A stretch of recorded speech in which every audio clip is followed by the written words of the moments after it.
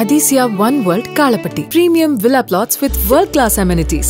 நம்ம கோயம்புத்தூர்ல அதிசயம் நடக்கும் நிச்சயமா. நீதி வழங்கும் போது அண்ணன் தம்பி சொந்தம் பந்தம் பணக்கார ஏழை எதையுமே பார்க்க கூடாதுடா. நாயத்தை மட்டும் தான் சொல்லணும். அனைவருக்கும் வணக்கம். கரூர்ல தாவேக்கா நடத்திய பரப்புரை கூட்டத்துல 41 பேர் மரணமடைந்து போனாங்க.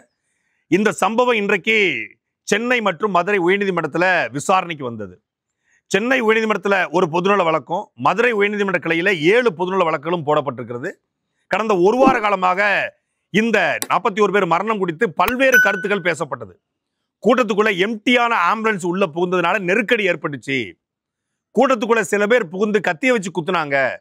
கூட்டத்துக்குள்ள செருப்பை கழட்டி வீசின பிறகுதான் அங்கே நெருக்கடி ஏற்பட்டுச்சு. கூட்டத்துக்குள்ள அந்நிய நபர்கள் உள்ள புகுந்துட்டாங்க. கூட்டத்துக்குள்ள குண்டர்கள் உள்ள புகுந்தாங்க. கூட்டத்துக்குள்ள குழந்தைகள் பெண்களை தாக்குனாங்க என்று பல காரணங்களுக்கு சொல்லப்பட்டது. நாம் அந்த கூட்டத்தில் நடந்து கூட அன்று இரவிலிருந்து தொடர்ச்சியா பேசிக்கிட்டு இருக்கோம். அங்க என்ன நடந்துச்சு? இது முழுக்க முழுக்க தாவேக்கா தலைவர் விஜய் நிகழ்ச்சியை ஏற்பாடு செய்த ஒருங்கிணைப்பாளர்கள் அவர்களுடைய முழு தவறு. மதியம் 12:45 வருவதாக சொல்லி கிட்டத்தட்ட 7:15 தான் வந்தாரு. மக்கள் காலையில் 8 மணிலிருந்து இரவு 8 மணி வரைக்கும் காத்திருந்தாங்க. இது முழுக்க முழுக்க தாவேக்காவுடைய குறைபாடு, தவறு, அலட்சியம், மெத்தன போக்கு அப்படிங்கிறத தொடர்ச்சியா சொல்லிக்கிட்டு இருந்தோம். மனித உயிர்களை பற்றி கவலைப்படாம வெயில நிப்பாட்டி தண்ணி குடிக்காம அவங்களுக்கு அடிப்படை தேவையான இருக்கக்கூடிய கழிவறை கூட செய்து கொடுக்காத ஒரு கட்சி தாவேக்கா என்பதை தொடர்ச்சியா சொன்னோம். அதைத்தான் இன்னைக்கு மதுரை மற்றும் சென்னை நீதிமன்றங்கள் சொல்லியிருக்கு. ஒட்டுமொத்தமா இந்த இவங்க சொன்னாங்க இல்லையா, கூட்டத்துக்குள்ள ஆட்கள் புகுந்துட்டாங்க, செருப்பை வீசினாங்க, கல் வீசினாங்க, எம்டி ஆம்புலன்ஸ் போச்சு, குண்டர்கள் புகுந்தாங்க, குழந்தையை தாக்குனாங்க, பெண்களை தாக்குனாங்க, எல்லாத்தையும் சுக்கு சுக்காக உடைச்சு போட்டிருக்காரு சென்னை உயர்நீதிமன்றத்தினுடைய நீதிபதி. இந்த வழக்கு விசாரணைக்கு வந்த உடனே ஒரே கேள்விதான், இது எந்த மாதிரியான கட்சி என்கிற வார்த்தையை நீதிபதி பயன்படுத்திக்கிறார். அதைத்தான் நம்ம கேட்கிறோம், இது எந்த மாதிரியான கட்சி. அதே போல நீதிபதி இன்னொரு கேள்வியை கேட்டிருக்காரு, விஜய்க்கு தலைமை பண்பு இல்லை. எல்லா கட்சிகளும் களத்தில் நின்று தாவேக்காவுடைய பாதிக்கப்பட்ட மக்களுக்கு உதவி செய்யும் போது உங்களை பார்க்க வந்த கூட்டத்தை எப்படி நீங்க விட்டுட்டு வந்தீங்க? அதே போல அரசாங்கம் ஏன் இன்னும் காலம் தாழ்த்துக்கிறது அப்படிங்கிற கேள்வியை கேட்கிறாரு. எதுக்கு இப்படி கேட்டிருக்காருன்னா, ஏன் இன்னும் ஆதவர்ஜினாவை கைது பண்ணல, ஏன் புஷியானதை கைது பண்ணல, ஏன் நிர்மல்குமாரை கைது பண்ணல, இந்த தாவேக்காவுடைய வாகனத்தை ஏன் பறிமுதல் செய்யலன்னு கேட்டிருக்காரு. அந்த ஏம வாகனம் இருக்கு இல்லையா, இந்த ராட்சசன் படத்துல வர மாதிரி வாகனம், அந்த வாகனத்துல ஒருத்தர் விழுந்து அடிபடுறாரு. அந்த வாகனம் போயிட்டு இருக்கும்போதே பைக்ல வந்து விழுறாங்க. அது ஒரு வழக்கா பதிவு செய்யப்பட்டிருக்கு. அந்த வழக்கின் அடிப்படையில் எதுக்காக அந்த வாகனத்தை நீங்க பறிமுதல் செய்யலன்னு சொல்லி நீதிபதி கேட்கிறாரு. ஒட்டுமொத்தமாக தாவேக்கா கட்டிய அத்தனை பிம்பத்தையும் நீதிபதி உடைச்சு போட்டிருக்கு. இவ்வளவு பெரிய கூட்டத்தை கூட்டும் போது அந்த கூட்டத்துல அடிப்படை வசதியில் இருக்கக்கூடிய தண்ணீர் கொடுக்கணும்னு உங்களுக்கு தெரியாதா? அவங்களுக்கு தேவையான பாதுகாப்பு கொடுக்கணும்னு உங்களுக்கு தெரியாதா? இவ்வளவு செருப்புகள் இருக்கு, ஏன் ஒரு தண்ணி பாட்டில கூட காணோம்? தண்ணி பாட்டில் கிடக்கு. ஆனா 50,000 பேர் கூடியதாக சொல்றாங்க. அரசு தரப்பு வந்து 27,000. அரசு எப்போதுமே அரையும் குறையுமா தான் சொல்லும். 27,000 அரசு தரப்பு, அரசு உளவுத்துறை ரிப்போர்ட். ஆனா 50,000 பேர் கூடியதாக தாவேக்கா தரப்பு சொல்லப்படுது. கரூர்ல கூடிய நமக்கு தெரிந்த நண்பர்கள்ட்ட விசாரிச்ச போது நிச்சயமாக அந்த இடத்துல 50,000 பேர் கூடியிருப்பாங்கன்னு சொல்றாங்க. 45,000 50,000 பேர் கூடியிருக்கலாம். அப்ப 50,000 பேர் கூடுறாங்கன்னா, சரி 40,000 வச்சுக்கோ, 40,000 பேர் கூடுறாங்கன்னா ஒரு ஆளுக்கு குறைந்தபட்சம் காலில இருந்து நிற்கிறான், ஒரு ஆளுக்கு 3 லிட்டர் தண்ணி குடிக்கணும்னு மருத்துவர் சொல்றாரு. 3 லிட்டர் வேண்டாம், 1 லிட்டர் குடிச்சிருந்தா ஒரு ஆளுக்கு ஒரு ஆள் 1 லிட்டர் தண்ணி காலைல 8 to 8 இல்ல மதியத்துல இருந்து நிக்கிறான்னு வச்சுக்கோங்க, 4 மணி நேரம் வச்சுக்கோங்க, 4 மணி நேரத்துக்கு 1 லிட்டர் தண்ணி கூட கிட்டத்தட்ட 40,000 பேருக்கு 40,000 லிட்டர் தண்ணியை யார் தயார் பண்ணியிருக்கணும்? இந்த கேள்வியை சென்னை நீதிமன்றம் கேட்டிருக்கு. மதுரை உயர்நீதிமன்ற கிளை கூடுதலாக அரசை நோக்கி கேள்வி கேட்டிருக்காங்க. என்ன கேட்டிருக்காங்கன்னா, அரசு அனுமதியை கொடுக்கும்போது அவங்களுக்கான தண்ணீர், கழிவறை, பாதுகாப்பை நீங்க உறுதி செய்ய வேண்டாமா அப்படிங்கிற கேள்வியை அரசு நோக்கி கேட்டிருக்காங்க. ஆனா பொதுவா எல்லா அரசியல் கட்சிகளும் கூட்டம் நடத்தும் போது அந்த அரசியல் கட்சி தான் ஏற்பாடு பண்ணும். இப்போ ஒரு பொது நிகழ்ச்சியா இருந்தா அரசு ஏற்பாடு பண்ணும். ஆனா தனியார் நிகழ்ச்சிகளுக்கு, அதுவும் கட்சி கூட்டங்களுக்கு, இது வந்து கட்சி கூட்டம் கிடையாது, இது ஒரு பரப்புரை பயணம். இங்க யாருக்கும் இருக்கை போடப்படல, மேடை போடப்படல. அவர் இந்த இடத்துல நின்று பேசுவார், கூடி நிக்கணும், அவ்வளவுதான். அதற்கு காவல்துறை எப்படி அனுமதி கொடுத்தீங்க, யார் யாருக்கு அனுமதி கொடுத்தீங்க, அனுமதி கடிதம் கொடுக்கப்பட்ட பல கேள்விகளை அரசு நோக்கியும் நீதிமன்றம் எழுப்பியிருக்கிறது. ஆனா அரசு தரப்புல இருந்து நாங்க மதியழகன்ட்ட நாங்கள் வந்து அனுமதி கடிதம் கொடுத்தோம், அவங்க அனுமதி கேட்டு கடிதம் கொடுத்தாங்க, நாங்க அனுமதிக்கான கடிதத்தையும் மதியழகன்ட்ட கொடுத்தோம். 11 நிபந்தனைகள், அந்த அனுமதி கடிதத்தை நான் 2 நாளைக்கு முன்னாடியே சாட்டையில சொல்லியிருந்தேன். 11 கோரிக்கைகள்ல காவல்துறை வச்ச 11 கோரிக்கைகள், அதாவது 11 ரெஸ்ட்ரிக்ஷன்ஸ் சொல்லலாம், விதின்னு சொல்லலாம், 11 ரூல்ஸ்ன்னு சொல்லலாம். அந்த 11 விதிகள்ல 10 விதிகளை மதிக்கல. ஒண்ணே ஒண்ணு மேடையும் எல்இடி ஸ்கிரீன், அந்த எல்இடி ஸ்கிரீன் வச்சு அதாவது கரண்ட் அடிச்சிடும் வைக்கல, அப்புறம் மேடை போடல. இந்த ரெண்டை தவிர அதாவது ரெண்டுமே ஒண்ணுதான், 11வது விதிமுறை. மற்ற எதையுமே காவல்துறைக்கு கொடுத்த எந்த கோரிக்கையும் தாவேக்கா தரப்பு மதிக்கல. இதை நீதிபதி கேட்டிருக்காரு. இந்த வழக்கு விசாரணைக்கு வரும்போதே தாவேக்காவுடைய நிர்மல்குமார் மற்றும் இவர் நம்ம புஷி ஆனந்தனுடைய ஜாமீன் மனுவும் விசாரணைக்கு வந்து அந்த ஜாமீன் மனு மீது இதுவரைக்கும் தீர்ப்பு வழங்கப்படலை. ஆனா ஜாமீன் அவங்களுக்கு வழங்கக்கூடாது என்று காவல்துறை தரப்பு சொல்லப்பட்டிருக்கு. இப்பதான் நம்மளோட ஒரு கேள்வி பிறகுது. கிட்டத்தட்ட ஒரு வாரம் ஆச்சு இந்த சம்பவம் நடந்து. ஒரு வாரம், நாளையோட ஒரு வாரம் முடிய போகுது. இன்னையோட 7வது நாள். 7 நாளும் தமிழ்நாடு காவல்துறை புஷி ஆனந்த் நிர்மல்குமாரையும் கைது செய்யாமல் இருக்கிறதா? தமிழக காவல்துறை அவ்வளவு வீக்கா இருக்கா? தமிழக காவல்துறைக்கு தெரியாது? எங்க தக்கலையில நான் பேசுறேன், பேசி முடிச்சு 3 மணி நேரத்துல காவல்துறை என்னை கைது பண்ணுச்சு. என்னுடைய அலைபேசி அணைச்சு வைக்கப்பட்டுருச்சு. நான் இருக்கிற இடம் காவல்துறைக்கு தெரியாது. ஆனாலும் எப்படியோ ஒரு ரூட்டை பிடிச்சு காவல்துறை என்னை கைது பண்ணுச்சு. அதே போலதான் ஃபாக்ஸ்கான் குறித்து பேசும்போது திருச்சியில் அலுவலகத்தில் இருந்தேன், தனிப்படை அமைக்கப்பட்டு நான் கைது செய்யப்பட்டேன். இங்க விக்கிரவாண்டியில பேசிட்டு தென்காசியில ஊருக்கு போயிருந்தேன், தனிப்படை அமைக்க கைது செய்யப்பட்டேன். ஒரு நாள்ல கைது செய்யக்கூடிய காவல்துறை. ஒரு காளி அப்படிங்கிற தம்பி தர்மபுரியில இருக்கிறான், ஒரு மீம் போடுறான், இந்த அரசு குறித்து ஒரு மீம் போடுறான். அவனை இரவோடு இரவாக தனிப்படை வைத்து இந்த அரசு கைது பண்ணிச்சு. அதே போலதான் பிரதீப் அப்படிங்கிற தம்பி, சவுக்கு சங்கர் கூட முன்னாடி இருந்தாரு. அந்த பிரதீப் அப்படிங்கிற தம்பி பிடிஆர் பழனிவேல் தியாகராஜன் குறித்தும் இந்த அரசு குறித்தும் ஒரு மீம் போட்டதற்காக, கவுண்டமணி செந்திலுடைய காமெடி மீம் அதை எடுத்து போட்டதுக்காக அவரை கைது பண்ணி 30 நாட்கள் சிறைப்பிடிச்சு. அதே போலதான் கிஷோர் கே சாமியை தனிப்படை வச்சு கைது பண்ணாங்க, மாரிதாசை தனிப்படை வச்சு கைது பண்ணாங்க. இப்படி எல்லா நபர்களையும், இந்த அரசை எதிர்த்து கேள்வி கேட்ட எல்லா நபர்களையும் தனிப்படை அமைத்து இரவோடு இரவாக 1 மணி நேரத்துல மீம் போட்டா பாம்பு போட்ட மாதிரி தூக்குவாங்க. என்னெல்லாம் 4 முறை தொடர்ச்சியா, 3 முறை தொடர்ச்சியான கைது, அப்புறம் வந்து விக்கிரவாண்டியில தேர்தல் பரப்புரை பாடிய பாட்டுக்காக கைது. இப்படி எங்களை பார்த்து பார்த்து கைது பண்ண இந்த காவல்துறை, இந்த தமிழ்நாடு அரசு எதற்காக இந்த புஷி ஆனந்த் இதுவரைக்கும் கைது பண்ணல? உங்களுக்கு இடம் தெரியாதா? அப்போ புஷி ஆனந்த கைது பண்ணதா இது அரசியல் ரீதியான ஒரு அழுத்தம் ஆயிருமோ, அவரை பெரியாள் ஆயிடுவாரோ அப்படின்னு பார்த்துதானே இந்த அரசாங்கம் கைது செய்யாம இருக்கு அப்படிங்கிற கேள்வியைத்தான் சென்னை உயர்நீதிமன்றத்தினுடைய நீதிபதி கேட்டிருக்காரு. ஏன் இந்த அரசு இன்னும் இவர்களை கைது செய்யவில்லை? அரசு என்ன மெத்தன போக்க நடந்து கொள்கிறதா? அரசு இவ்வளவு சலுகைகள் கொடுக்கிறது அப்படின்னு கேட்கிறாரு. அப்போ இதுவரைக்கும் நம்ம என்ன சொன்னாங்கன்னா திமுக ஆதரவா பேசுறோம்னாங்க. நீதிபதி கேட்கிற கேள்வி, நாம கேட்கிற கேள்வி, திமுக தாவேக்காவுக்கு மறைமுகமான ஆதரவை கொடுக்கிறதா? திமுக தாவேக்காவிற்குரிய நபர்களை 41 பேர் மரணம் அடைஞ்சிருக்காங்க. நான் இப்பவும் சொல்றேன், நான் நீதிமன்றம் வந்து கூட சொல்ல தயாரா இருக்கிறேன். அருணா ஜெகதீசன் ஆணையத்திரமன் கூட வந்து சொல்ல தயாரா இருக்கிறேன். எங்கிட்டே அவ்வளவு ஆதாரங்கள் இருக்கிறது. காலையில 12:45 வருவதாக தமிழக வெற்றி கழகத்தினுடைய தலைமை நிலைய அறிவிப்பு வந்தது. ஆனா இவன் அனுமதி கேட்டது 3 மணிலிருந்து 7 மணி வரைக்கும்.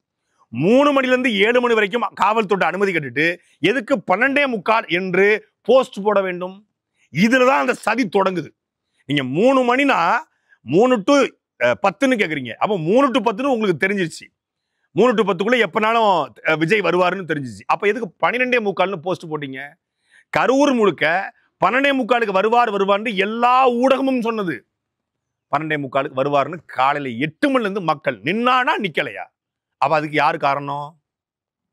தாவேக்காவுடைய தலைமையும் தாவேக்காவோட பொறுப்பாளரும் காரணம். சரி, 8 மணில இருந்து கூட ஆரம்பிக்கிறான். கொஞ்சம் ஒரு 500, 300, 400 வாரான்.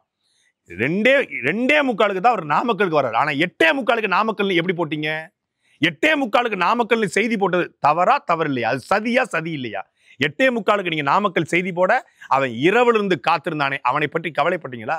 சினிமா படப்பிடிப்புல 6 மணிக்கு ஷூட்டிங் அப்படின்னா 6:15 போனா நான் குற்ற உணர்ச்சியா கருதுவேன்னு சொல்லி விஜய் அவர்கள் சிவகாசி படத்தினுடைய ஒரு ப்ரமோஷன்ல பேசியிருந்தார். 6 மணிக்கு ஷூட்டிங்னா 6:15 போனா கூட குற்ற உணர்ச்சியா. அது சினிமால, ஏன்னா தயாரிப்பாளர் செருப்ப கழட்டி அடிப்பான்ல, தயாரிப்பாளர் பணம் தர மாட்டான், நல்ல பேர் வாங்கணும்னுக்காக. சினிமா ஷூட்டிங்க்கு 6 மணிக்கு 6:15 போனா குற்ற உணர்ச்சி. ஆனா அரசியல் பரப்புரைக்கு 8:45 சொல்லிட்டு 2:45 வரலாம், 12:45 சொல்லிட்டு 7:15 வரலாமா? அப்ப சினிமால பணம் சம்பாதிக்க சரியா போவீங்க, அரசியல்ல மக்களுக்காக பேச போறேன்னு சொல்லிட்டு தாமதமா போவீங்களா? இது சதியா சதி இல்லையா? சரி, 3 மணில இருந்து 10 மணி வரைக்கும் அனுமதி, 12:45 போஸ்ட் போட்டிருக்காங்க.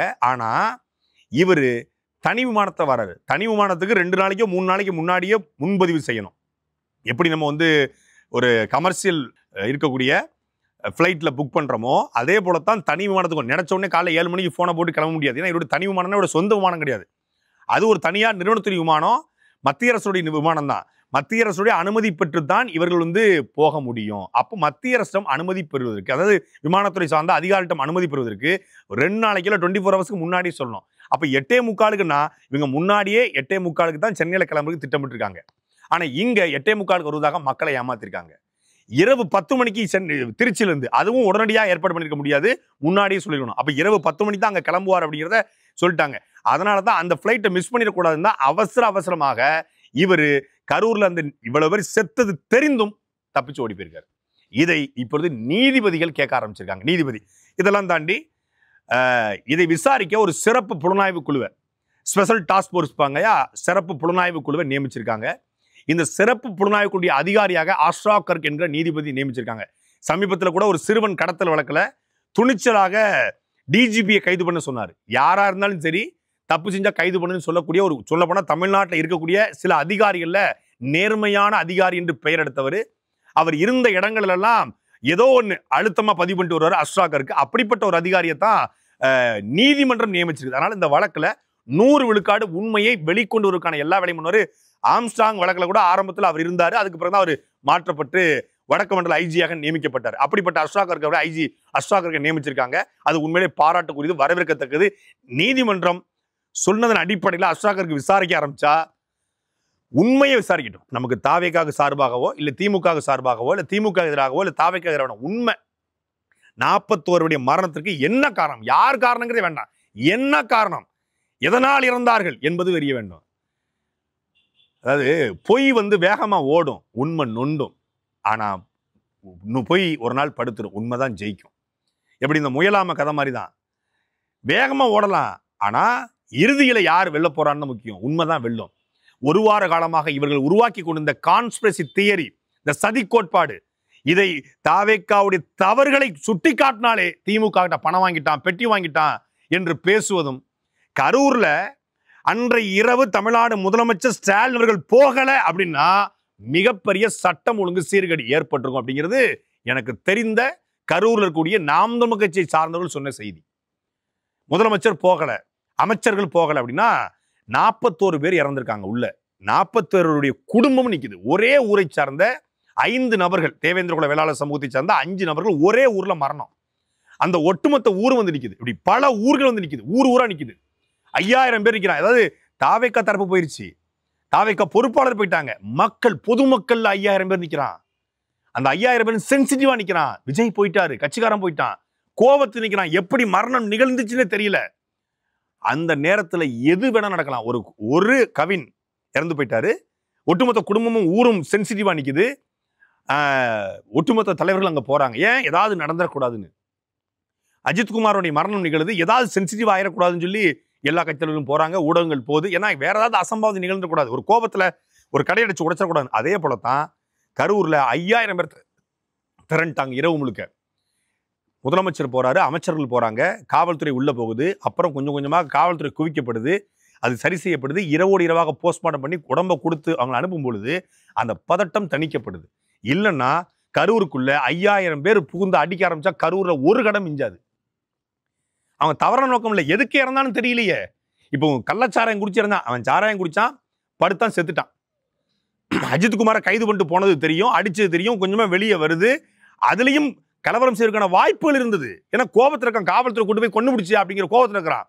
அதே போலதான் இங்க 41 பேர் கூட்டத்துக்கு போய் செத்து போயிட்டாங்க. என்ன நடந்துச்சு, ஏது நடந்துச்சு எவனுக்கும் தெரியல, எல்லாரும் சென்சிட்டிவா இருக்கிறான். முதலமைச்சர் அந்த இடத்துக்கு போய் நிற்கும் பொழுது அந்த பதட்டம் தணிக்கப்படுது. இங்க போன முதலமைச்சர் ஏன் கள்ளக்குறிச்சிக்கு போகல, இங்க போன முதலமைச்சர் ஏன் தூய்மை பணியாளர் பிரச்சனைக்கு போல, இங்க போன முதலமைச்சர் ஏன் கவின்வேலு வீட்டுக்கு போல, இங்க போன முதலமைச்சர் ஏன் அஜித்குமார் வீட்டுக்கு போல கேள்வியை நாம் கேட்கிறோம். ஆனா இங்கே போனதுனால் அங்கே ஒரு பதட்டம் தணிக்கப்பட்டிருக்கு. அதுக்கு தான் நான் சொன்னேன், தமிழ்நாடு முதலமைச்சர் ஐயா ஸ்டாலின் அவர்களுக்கு 1000 விமர்சனங்கள் இருந்தாலும், கருத்து முரங்கள் இருந்தாலும், அவர் அரசியலுக்காக கூட அதை பண்ணிருக்கலாம். இதனால நமக்கு ஒரு கெயின் வரலாம், நம்மளை தொடர்ச்சியா விஜய் விமர்சிக்கிறான் அப்படின்னு ஒரு அரசியலுக்காக கூட பண்ணிருக்கலாம். நம்மளை விமர்சிக்கிறவனுக்கு இதுதான் சரியான, நம்ம போய் நிக்கிறதா அவனுக்கு மறைமுகமான பதிலடியா இருக்குன்னு கூட நினைச்சுக்கலாம். ஆனாலும் அந்த இடத்துல போய் நின்னதுனால அவருக்கு ராயல் சல்யூட்னு சொன்னா, முதலமைச்சருக்கு ராயல் சல்யூட்னு சொல்லிட்டாரு. முதலமைச்சர் பெட்டி வாங்கிட்டார், திமுகவை காப்பாத்துற. திமுக இதுல தவறு பண்ணிருக்கு, திமுக இதுல கூட்டத்துக்கு ஆள் அனுப்பிச்சிருக்காங்க, திமுக இதுல குண்டர்ல பூத்திருக்காங்க, இல்ல எம்டி ஆம்புலன்ஸ் அனுப்புனாங்க, திமுக இதுல ஆட்களை வச்சு அடிச்சாங்க அப்படின்னா தாவேக்கா தரப்பு திமுக விமர்சிப்பதை விட 1000 மடங்கு முதல்ல நான் தான் போய் பேசியிருப்பேன். களத்துல போய் நின்று கள்ளக்குறிச்சியில பேசலையா, அஜித்குமார் இதுல போய் பேசலையா? தமிழ்நாட்டில் யாரும் பேசாத பேச்சு அஜித்குமாரோடைய மரணத்துக்கு நான் பேசினேன். என் மீது வழக்கு போட்டு அப்போதும் மீண்டும் ஒரு குண்ட சட்டத்தை வைக்கிறதுக்கு தமிழ்நாடு அரசு முயற்சி பண்ணியது. எப்படியாவது இந்த இடத்துல நிகிதாட்ட புகாரை வாங்கி சாட்டையை தூக்கணும்னு தமிழ்நாடு முழுக்க இருக்கக்கூடிய காவல்துறை வேலை செஞ்சது எனக்கு தெரியும். ஆனா இதுல பண்ணு சென்சிட்டிவ் ஆயிரும் அப்படின்னால அதை கடந்து போனாங்க. நான் வழக்கு எதிர்பார்த்து தான் காத்திருந்தேன், வழக்கு ஓட போறாங்கன்னு நினைச்சுக்கிட்டு இருந்தேன். அப்படி எல்லா இடங்களிலும் எந்த இஷ்யூ பேஸ்டா ஒரு பிரச்சனைனா அந்த பிரச்சனையினுடைய தீவிரத்தன்மையை உணர்ந்து அந்த பிரச்சனையை பாதிப்பை யார் உருவாக்கியிருக்கா, யார் பாதிக்கப்பட்டிருக்கா, பாதிக்கப்பட்டவன் பக்கம் நிற்பது அறம். இங்க 41 பேர் பாதிக்கப்பட்டிருக்கா, அவங்க குடும்பம் பாதிக்கப்பட்டிருக்கு. அங்க நின்று தான் நம்ம இதை பார்க்கிறோம். அந்த இடத்துல ஒரு கலவரம் வராமல் தடுத்திருக்காரு.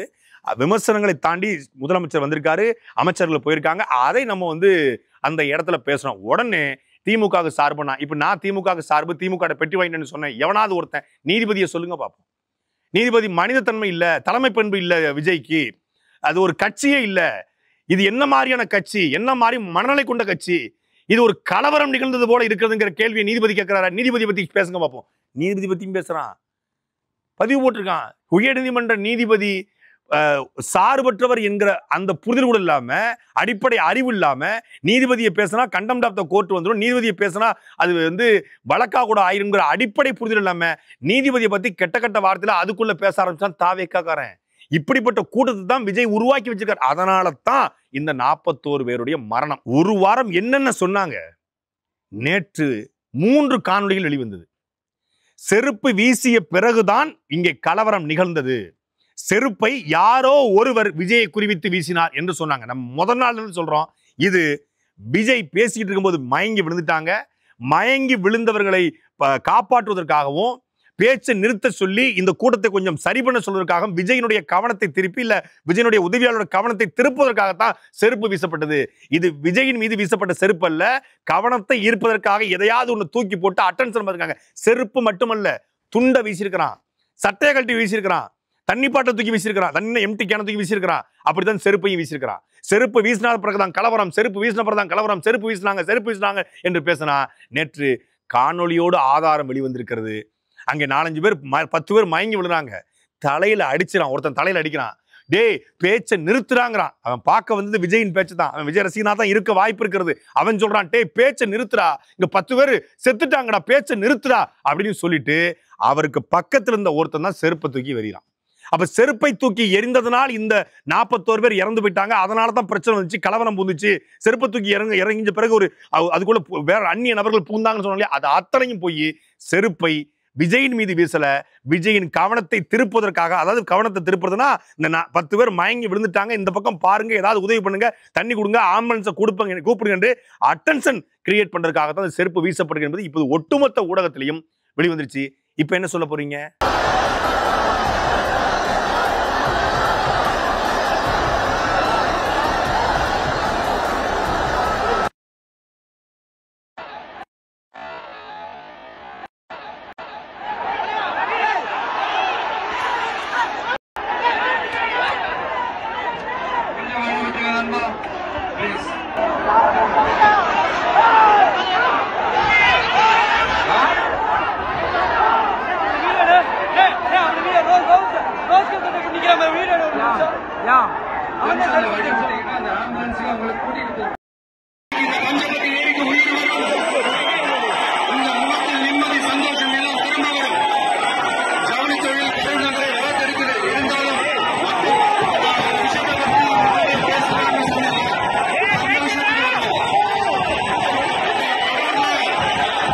இதோட பெரிய குடம் என்ன தெரியுமில்ல, விஜயனுடைய வாகனம் உள்ள வந்த பிறகு விஜய் அவர்கள் பேசிக்கிட்டு இருக்கும் போதுதான் மயக்கம் போட்டு விழுந்தாங்க. அதுக்கு பிறகுதான் கூட்டத்துக்குள்ள குழப்பம் விளைக்கப்பட்டுச்சு. ரவுடிகள் பொறுக்கிகள்லாம் உள்ள புகுந்து 100 பேரை வெட்டினாங்கன்னாங்க. இது வரைக்கும் ரவுடிகள் உள்ள புகுந்ததாகவோ, குன்றர்கள் உள்ள புகுந்ததாகவோ, எம்டி ஆம்புலன்ஸ் வந்ததாகவோ, இல்ல காலி பாட்டுகள் கற்கள் வீசப்பட்டதாகவோ, ரசாயனங்கள் வீசப்பட்டுச்சு. யாரு? புஷி ஆனந்தும் நிர்மல்குமார் நீதிமன்றத்தில் ரசாயனங்கள் வீசப்பட்டுச்சான் அப்படிலாம் சொன்னாங்க இல்லையா? இந்த ஆந்திரா படங்களா பார்த்துட்டு சொன்னாங்க இல்லையா? அப்படி ஏதாவது ஒரு ஃபுட்டேஜ் ஒரு வாரத்தை ரிலீஸ் ஆயிருக்கா? ஒரு சின்ன கிளிப்பு கொடுங்க. இதுக்கு காரணமானவன் எவன் என்று நம்ம வச்சு செய்வோம். யாருன்னு இல்லையே, ஒண்ணு கூட ரிலீஸ் ஆகலையே. ஏன்னா இல்லை, எப்படி வீசுவாங்க, எப்படி இருக்கும்? விஜய் வாகனத்தினுடைய சிசிடிவி கிட்டத்தட்ட தரம் வாய்ந்தது. அதை நீதிமன்றம் கேட்குது, இது வரைக்கும் கொடுக்கல. ஏன் கொடுக்கல? 63 ட்ரோன் கேமரா, ஒட்டுமொத்த இந்திய சேனல்கள், ஒட்டுமொத்தமான யூடியூப் சேனல்கள், அது இல்லாமல் பிளாக் பண்றவன் வந்த 50,000 பேர்ல 45,000 பேருக்கு மேல செல்போன் வச்சுக்கிறான். எல்லாருடைய செல்போன்லையும் பதிவு செய்யப்பட்டிருக்கிறது. அதுதான் இப்போது வெளிவருகிறது. அது இல்லாம தமிழ்நாட்டுடைய எல்லா மீடியாவும் இருந்துச்சு, பிரஸ் ரிப்போர்ட்டர் எல்லாம் நிக்கிறாங்க உள்ள, எல்லாரும் இருக்காங்க. அவங்க எல்லாரும் எடுத்துதான் வெளியே வருது. ஒரு ஆகாஷ் என்கிற ஒரு பையன், அந்த பையன் நாம் தமிழர் கட்சியில பயணிச்ச பையன். அவனுடைய காதலி விஜயனுடைய ரசிகை. அந்த அடிப்படையில் அவன் அந்த பொண்ணை கூட்டுக்கிட்டு விஜயை பார்க்க போறான். அவனும் விஜய் ரசிகர், அந்த பொண்ணு விஜய் ரசிகை. 2 பேரும் காதலர்கள், நிச்சயம் பண்ணிட்டாங்க. அடுத்த மாதம் திருமணம். அந்த பொண்ணு எப்போ இறந்தது என்று ஒரு காணொளி நேற்று வெளிவந்துச்சு. ஒட்டுமொத்தமான தமிழ்நாட்டும் அந்த காணொலியை பார்த்தா ஒழுங்கி போயிடும். விஜய் வந்த பிறகுதான் எல்லாரும் இறந்து போனதா சொன்னாங்க. ஆனா விஜய் வர்றதுக்கு முன்னாடியே, நான் தான் சொன்னேன், விஜய் வர்றதுக்கு முன்னாடியே எங்க மரணம் நிகழ்ந்துருச்சு. கூட்ட நெரிக்கல், வண்டி வந்துகிட்டு இருக்கும் போதே அங்க ஒரு பொண்ணு உள்ள கொலாப்ஸ் ஆகி கீழே விழுந்துருச்சு. அந்த பொண்ணு கொலாப்ஸ் ஆகி விழுந்ததை இந்த ஆகாசும் அவன் காதலியும் பாக்குறாங்க. அந்த ஆகாசும் காதலியும் பார்த்துக்கிட்டு இருக்கும் போதே இந்த இன்னொரு பொண்ணு கொலாப்ஸ் ஆகி விழுது. அதை ஒருத்தன் கீழே குனிஞ்சு அந்த பொண்ணை காப்பாத்துக்க முயற்சி பண்றான். அதுக்குள்ள ஆகாசனுடைய காதலி உள்ள விழுந்துட்டா. ஆகாசு செய்வது தெரியாது திணறி நிற்கிறான். அதுக்கப்புறம் அந்த 2 பேரும் இறந்து போயிட்டாங்க. அப்ப ஆகாசுடைய காதலியை காப்பாற்ற ஆகாசு உள்ள குனிஞ்சிருக்கணும். 2 பேரையும் விஜயனுடைய வண்டி வந்தோடனே எல்லாரும் மிதிச்சு போட்டு விஜயா பார்க்க போயிட்டான். இதை விட பெரிய கொடுமை, மயங்கி கிடந்த ஒரு பொண்ணை ஒரு பையனும் மயங்கி கிடந்த பொண்ணு ஒரு பையனை தூக்கி மேலே போட்டுட்டு ஒருத்தன் கிளம்புறான், கூடத்துலேருந்து காப்பாற்ற கிளம்புறான். அப்போ விஜய் சொல்றாரு, நான் திருப்பி ஆரம்பிக்கட்டுமா பேச்சுன்னு ஆரம்பிக்கிறாரு. இவன் தோல்ல தூக்கி போட்டவன் விஜய் ஆரம்பிக்கிறவன தோல்ல தூக்கி போட்டு நின்றுகிட்டு இருக்கான். உயிரை காப்பாற்ற விட அவனுடைய பேச்சை கேட்கணும், அவனை பார்க்கணும்னு நின்றுட்டான். எவ்வளவு ஒரு சாடிஸ் மனநிலை பல பேரை அவர் உருவாக்கி வச்சிருக்காரு. அப்புறம் என்னன்னு சொன்னாங்க, இந்த இதய துடிப்பு அதாவது மூச்சடைச்சுன்னு இருப்பாங்க, ஆனால் இதய துடிப்பு இருக்காது.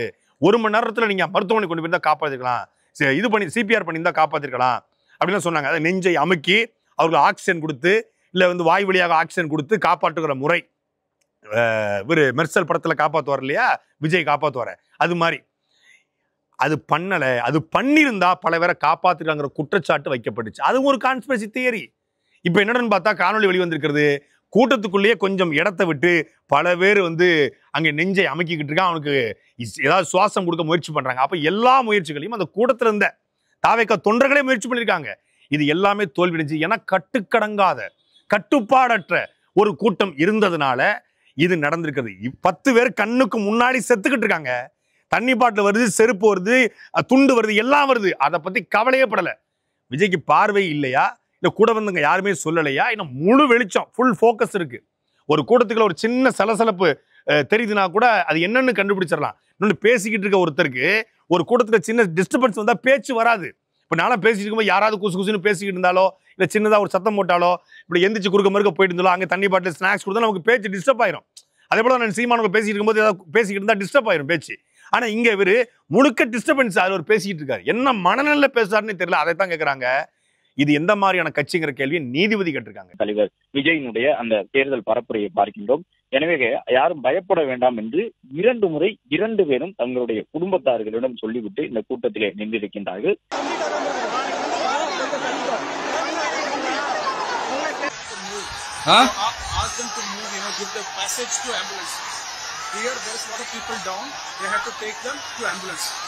கொஞ்சம் அந்த வடி விட்டீங்கன்னா அந்த ஆம்புலன்ஸ்க்கு அவங்களை கூட்டிட்டு. ஒரு பக்கம் தாவேக்காவுடைய ஆதரவாளர்களும் தாவேக்காவோட வாடகை வாய்களும் இந்த சதி கோட்பாடு பேசினாங்க. ஆனா நீதிமன்றத்தில் ஜாமீன் கேட்ட திரு புஷியானந்த் அவர்கள் என்ன சொல்லியிருக்காரு அப்படின்னா, இது மனித தவறால் நடந்த விபத்து, இது எதிர்பாராத விபத்து, இதுக்கு எப்படி நான் பொறுப்பேற்க முடியும்?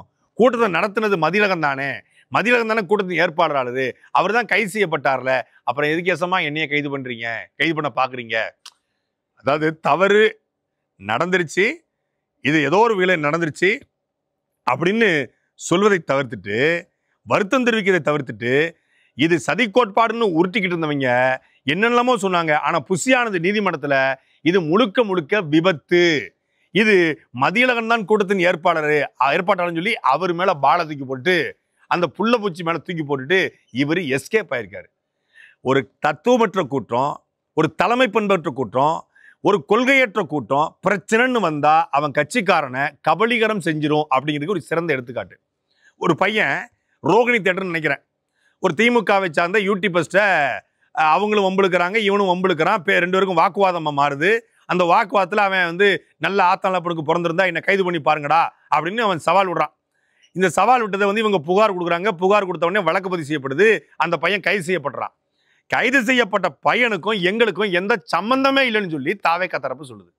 விஜய் வீடியோல என்ன சொன்னாரு, என்ன நீங்க வந்து வேணா பழி வாங்கிக்கோங்க, அவங்கள தொடாதீங்கன்னு சொல்லிட்டு இப்போ திமுக அரசு கைது பண்ண உடனே கைது செய்யப்பட்டவர்களுக்கும் எங்களுக்கும் சம்பந்தம் இல்லைன்னு சொல்லி கை விரிச்சிட்டாங்க. இதை விட பெரிய கொடுமை, அந்த பையன் யாரு தெரியுமா, வாரிசு படம் வந்த போது இதே மாதிரி ஒரு தேடல் இருக்கிட்டு தளபதி அப்படின்னு சொன்னான்ல ஒரு கிறுக்கன், அவன் தான் அந்த பையன். இங்க யார் தவறு செய்தவர்கள் எல்லாரையும் கைது பண்ணணும், எல்லாரையும் சிறைப்படுத்தணும், எல்லாருக்கும் குண்டாஸ் போடணும் அப்படிங்கலாம் தாண்டி இனிமேல் இது நடக்கக்கூடாது. இனி ஒரு உயிர் இப்படி அவர் அரசு கட்சி கூட்டத்தில் அநியாயமா போயிடக்கூடாது அப்படிங்கிறதுனால தான் நாம பேசுறோம். விஜய் அவர்களோ தாவேகாவோ இதுல குறைந்தபட்ச அறத்தோட நடந்து கொள்ளல அப்படிங்கிறதான் கேள்வி. விஜய் அந்த இடத்திலே அவர் நின்றிருந்து இது தெரியாம நடந்துருச்சு, இனிமேல் இது நடக்கக்கூடாது அப்படின்னு நின்றுந்தா உண்மையிலே சத்தியமா சொல்றேன், நான் விஜய்க்கு ஆதரவாக அந்த நிலத்தரவை நின்றுப்பேன். அவர் அங்க கரூர்ல நின்றுந்தா, அவர் ஓடி போனதுதான் இங்க இருக்கிற மிகப்பெரிய சிக்கலை. அதெல்லாத்தையும் தாண்டி போய் 5 நாள் கழிச்சு வீடியோ வெளியிட்டார்ல, அந்த வீடியோல ஒரு வார்த்தை கூட இரக்கம், கருணை, அன்பு, நேசம், இறந்து போன 41 உயிர்களை பற்றி எந்த அக்கறையும் இல்லை. தன்னையும் தன் கட்சியையும் தன் கட்சிக்காரனையும் காப்பாற்றுவதில் இருந்த அக்கறை 41 பேர் இறந்து போனவங்க மேல இல்லை என்பதனால தான் உச்சபட்ச கொலவரி வந்துச்சு. ஒரு கட்சிக்காரன் இறந்து போனா எல்லாமே பாதி கட்சிக்காரன் தான், பொதுமக்கள் ஒரு 5-6 பேர் தான் இருப்பாங்க. கட்சிக்காரன் இறந்து போனா குறைந்தபட்சம் கட்சியினுடைய கொடிக்கம்பம் அரை கம்பத்தில் பறக்கணும். அப்படி ஏதாவது இருக்கா தாவேகால? கட்டமைக்கப்பட்ட இராணுவம் சொன்னீங்க, வெல் ஆர்கனைஸ்டு பார்ட்டின்னு சொன்னீங்க, மாற்று அரசியல்னு சொன்னீங்க, மாற்று இயக்கம்னு சொன்னீங்க. ஆனா எந்த கட்சி, அது நல்ல கட்சியோ கெட்ட கட்சியோ கொள்ளடிச்ச கட்சியோ ஊழல் கட்சியோ வாரிசு கட்சியோ குடும்பரசு கட்சி பண்ற கட்சியோ எந்த கட்சியோ, ஒரு கட்சிக்காரன் செத்து போனா குறைந்தபட்சம் அந்த கட்சியினுடைய கொடி அரைக்கம்பத்துல முக்கியமான பொறுப்பாளர்னா தமிழ்நாடு முழுக்க பறக்கும். இப்போ திருநெல்வேலி மாவட்டத்துக்குள்ள இருக்க பொறுப்பாளர்னா திருநெல்வேலிக்குள்ள பறக்கும், ஒரு ஆலங்குளத்தை பொறுப்பாளர்னா ஆலங்குளத்துல பறக்கும். ஆனா நீங்க கரூருக்குள்ளேயாவது உங்க கட்சியின் கொடியே இல்லையா? அதை செஞ்சிருந்தா கூட ஓ பரவாயில்லையா, குறைந்தபட்சமா அந்த கட்சி மரியாதை செய்யுன்னு சொல்லலாம். கட்சி துண்டு போர்த்தப்படலை, உயிர் வணக்கம் உயிர் வணக்கம் உயிர் வணக்கம், நீங்க இறுதி வணக்கம் செலுத்த எவனும் வரல, நீங்க வரல பரவாயில்லையா, எவனும் வரல. நான் பேசி கொண்டிருக்கிற இந்த நொடி வரைக்கும் தாவேகாவுடைய பொறுப்பாளர்கள் யாரும் வீட்டுக்கு போல. புஷியானந்த் மேல வழக்கு, நிர்மல் குமார் மேல வழக்கு, அருண்ராஜ் மேல வழக்கு இல்லையே, வெங்கட்ராமன் மேல வழக்கு இல்லையே, ராஜ்மோகன் மேலாம் வழக்கு இல்லையே. நீங்களாம் எதுக்கே தலைமறைவா இருக்கீங்க? உங்களெல்லாம் போலீஸ் தேடவே இல்லையே. போலீஸ் தேடுறதுக்கு முன்னாடி நானும் ரவுடி தான், நான் ரவுடியா ஃபார்ம் ஆயிட்டேன், ஏரியாக்குள்ள நானும் அரசியல்வாதியா ஃபார்ம் ஆயிட்டேன், எனக்கும் ஒருத்தவங்க கூட ஒண்ணுமே பேசல. ஊடகங்களை உட்காந்து பேசிக்கலாம், பத்திரிகையாளர் சந்திச்சிருக்கலாம், கட்சிக்காரன் வீட்டுக்கு போய் ஆறுதல் சொல்லிக்கலாம், பத்திரிகையாளர் கூட விடுங்க ஆறுதல் சொல்ல போயிருக்கலாம், எதுவும் செய்யல. இது இவ்வளவு நடந்துகிட்டு இருக்கு, 41 உயிர் போயிருக்கு. அந்த உயிரை கதறலை பார்த்த பிறகுதான் நமக்கு இவ்வளவு வெறுப்பும் கோபமும் வந்துச்சு. குழந்தைகளுடைய கண்ணீரை, குழந்தைகளுடைய அந்த கொடூரத்தை பார்த்த பிறகு, குழந்தை இழந்த மாற்றுத்திறனாளி பெண்ணினுடைய அந்த அழுகையை பார்த்த பிறகு ஈரமே இல்லாத நெஞ்சில் இருக்கக்கூடியவனுக்கு கூட அழுக வந்துடும். கண் பார்வை தெரியாத ஒரு தாய் சின்ன பிள்ளையிலிருந்து மகனை பார்த்ததே இல்லை, அவளுடைய கண்ணீரை பார்த்த எல்லோருக்கும் ஒரு கேள்வி வரும். அதெல்லாம் தாண்டி இறந்து போனவங்க சரி, இறக்காத அந்த மூச்சு திறனில் ஏற்பட்ட ஒரு அம்மா அண்ணன் சீமானோட அரசு மருத்துவமனையில் பார்த்தோம். அந்த அம்மா கொஞ்சம் நல்ல எடை, உடல் எடை அதிகம் அவங்களுக்கு. அவங்க குப்புற விழுந்துட்டாங்களாம். அவங்க காலில் மட்டும் 4 பேர் ஏறி ஓடிருக்காங்க. அந்த கால் வந்து வீங்கி இவ்வளவு பெருசு இருந்துச்சு, யானைக்கால் மாதிரி வீங்கி போயிடுச்சு. அவங்க சொல்றாங்க, அழுதுகிட்டே சொன்னாங்க. ஒரு பெரிய மனுஷி அழுது கொண்டே, எனக்கு வலிக்குது, எனக்கு பிள்ளைகள், எனக்கு கனவு இல்லை, பிள்ளைகள் மட்டும் தான், என் பிள்ளைகளை எப்படியாவது காப்பாற்றணும் அப்படிங்குது. இன்னொரு 4 வயசு பையனை வச்சுக்க ஒரு தாய் சொல்லுது, ஏன்னா அவங்களுக்கும் கனவு இல்லை, நான் தாமட்டு தான் இருக்கிறேன், நான் செத்து போயிருந்தா என்ன ஆயிருக்குன்றாங்க. கூட்டத்துக்கு போறதுக்கு முன்னாடி அதை யோசிக்கணும். ஏதோ ரசிக மனப்பான்மையிலேயோ விஜயை பார்க்கணும்னு போயிட்டாங்க. ஆனா அவங்களுக்கு அப்ப தோணுது, நான் செத்து போயிட்டா என் பிள்ளையை யாரு காப்பாத்தோங்கிற கேள்வி கேட்டாங்க பாருங்க. அவங்களுக்கு அப்ப தோணுது, எத்தனை பேர் செத்து போயிட்டாங்க, நம்மளும் செத்துருந்தா. இவ்வளவு பேர் செத்துருக்கிறான், இவ்வளவு அழுகியும் கண்ணீரும் இருக்கு, இன்னும் ஈரம் காயல. ஆனா தாவேகாவோட அலுவலகத்துல ஆயுத பூஜை கொண்டாடப்பட்டிருக்கு. ஆயுத பூஜை கொண்டாடிய புகைப்படங்கள் வெளியே வருது. இவ்வளவு கொடூரங்கள் நிகழ்ந்திருக்கு, இவ்வளவு மரணம் நிகழ்ந்திருக்கிறது.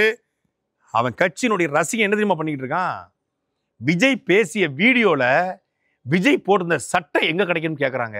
எவ்வளவு பெரிய சைக்கோக்கள் அவர் உருவாக்கி வச்சுக்காரு பாருங்க.